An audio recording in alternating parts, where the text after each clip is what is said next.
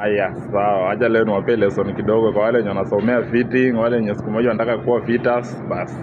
Hii ndio hapa hivi ndio kunaendanga. So leo mimi nimepewa niunde crusher, unaona? So hii crusher imeletwa from China but inakuja into pieces. So inakuja kuassembliwa hapa, vitu zingine zenye haziko zinafabricatiwa, unaona?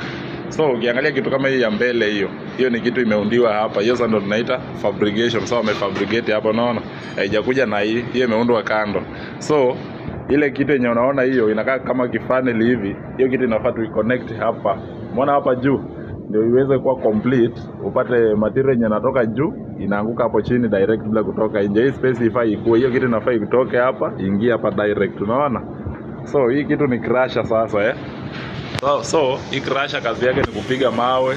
Hizo ndo meno zake zinazunguka. Hiyo kitu inazunguka mbio sana kama tinga ya kushaga, sawa? So ikikimbia kama tinga ya kushaga, inapiga kama imemwagwa hapo mawe, hiyo mawe inapigwa inakuwa size ndogo, inaenda na inatolewa na side huko, unaona? So waje naonyesha ile mawe inapigwa, but hapa hii crusher ni ndogo kiasi, haipigi mawe kubwa. Hii ni ile inapiga makaa. Kuna ile makaa ya kuunda boiler.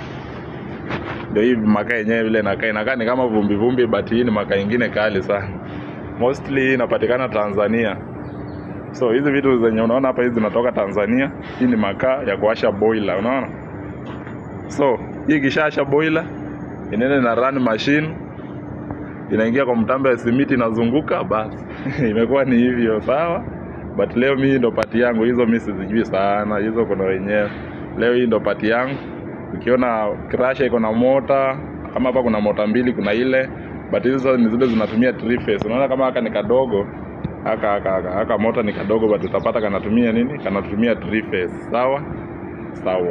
So leo ile time nitakuwa na assemble hizi vitu ama tools zangu za kazi zikiingia. Juu bado nangoja nilete tools za kazi hapa. Nitawaonyesha, niwaambie vile mambo iko, vile hivi vitu zinaundwa pole pole.